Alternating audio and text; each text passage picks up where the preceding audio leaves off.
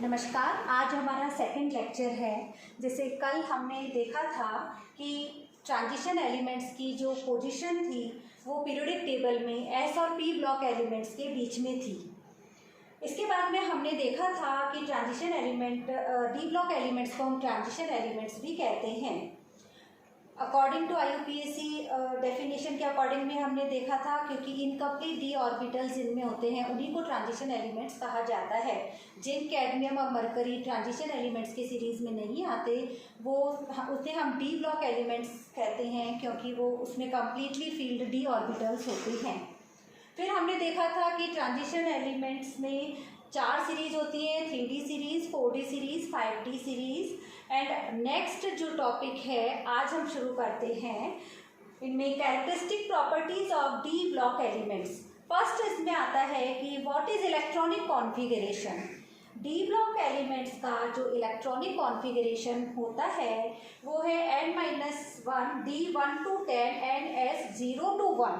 इसका मतलब ये अभी हम first, second, third and fourth transition series का कॉमन जो कैरेक्टर्स हैं उनके बारे में पढ़ रहे हैं। फिर वन बाय वन हम first transition series, second and third transition series का देखेंगे।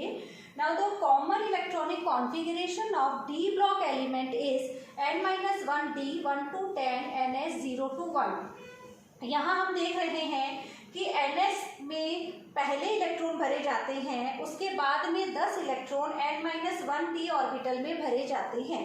जैसे अगर फर्स्ट ट्रांजिशन सीरीज देखें तो स्कैंडियम का जो इलेक्ट्रॉनिक कॉन्फ़िगरेशन होगा वो होगा 3d1 4s2। 4s2 का मतलब ये कि 2 इलेक्ट्रॉन 4s ऑर्बिटल में आने के बाद में 4p नेक्स्ट इलेक्ट्रॉन 4p में जाने की बजाय 3d में जाता है, क्योंकि 3d की एनर्जी लेवल जो होता है 3d का एनर्जी 4p से कम हो जाता है। तो आने वाले जो 10 इलेक्ट्रॉन्स होते हैं वो पहले 3d में जाते हैं, क्योंकि 3d में मैक्सिमम 10 इलेक्ट्रॉन्स आते हैं। उसके बाद में 4p सबशेल में इलेक्ट्रॉन भरे जाते हैं। इसके बाद में आता है कि ज़्यादातर जो डी ब्लॉक एलिमेंट्स होते हैं वो वेरिएबल ऑक्सीडेशन स्टेट्स को शो करते हैं। वेरिएबल ऑक्सीडेशन स्टेट, इसका मतलब NS का मतलब या तो 4s होगा, 5s होगा, 6s होगा और 7s।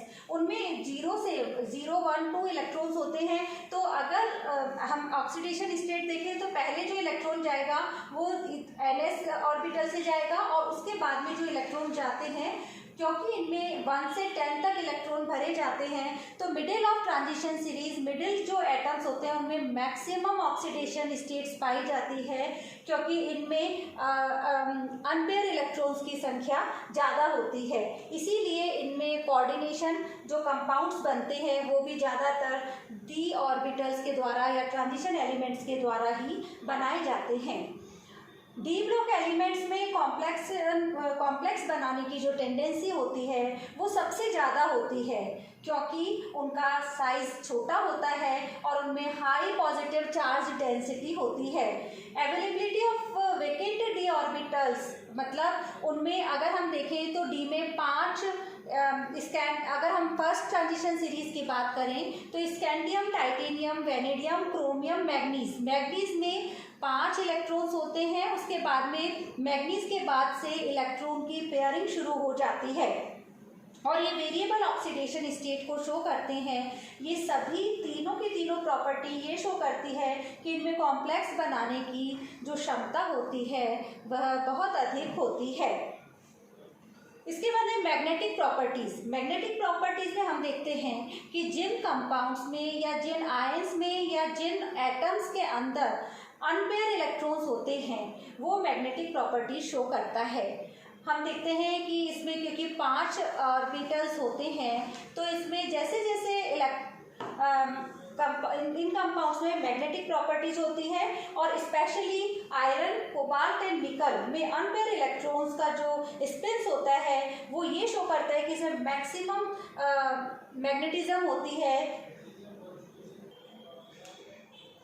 यहाँ हम देख रहे हैं कि आयरन, कोबाल्ट और निकल। आयरन, कोबाल्ट और निकल में अनपेयर्ड इलेक्ट्रॉन के कारण इन कंपाउंड्स को हम फेरोमैग्नेटिक मेटल्स कहते हैं। इनकी जो मैग्नेटिक प्रॉपर्टीज होती है, जैसे हम जानते हैं डायमैग्नेटिक, पैरामैग्नेटिक। डायमैग्नेटिक का मतलब ये होता है अनुचुंबकीय एंड प्रतिचुंबकीय। अगर अनपेयर इलेक्ट्रॉन मैक्सिमम होता है तो वो पैरामैग्नेटिक प्रॉपर्टी शो करता है।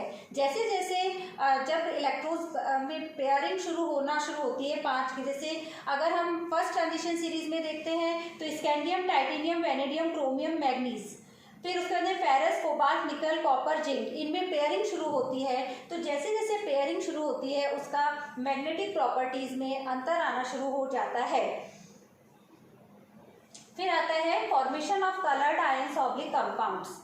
ये जो कलर और इनमें क्योंकि अनपेयर इलेक्ट्रॉन्स पाए जाते हैं तो डी ऑर्बिटल्स में 5 सबशेल होते हैं जो कि T2G और EG एनर्जी लेवल में होते हैं। जैसे ही इनका इंटरेक्शन किसी लिगैंड से होता है, डी सबशेल डिवाइड हो जाते हैं T2G एंड EG ऑर्बिटल में। T2G ऑर्बिटल की एनर्जी, अगर वो स्ट्रॉन्ग फील्ड लिगैंड है तो T2G की एनर्जी लेवल नीचे की तरफ जाएगा और EG हायर एनर्जी लेवल पर जाएगा।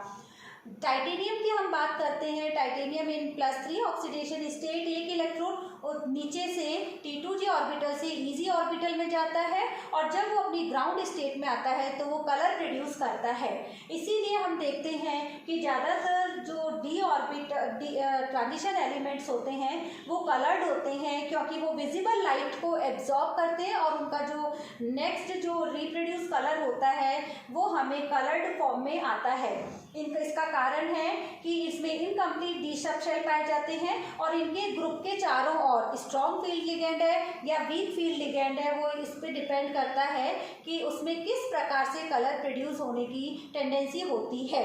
जिनमें कंप्लीट डी मतलब अनपेयर इलेक्ट्रॉन नहीं पाए जाते वो कलरलेस होते हैं, उनमें कलर प्रोड्यूस करने की क्षमता नहीं होती।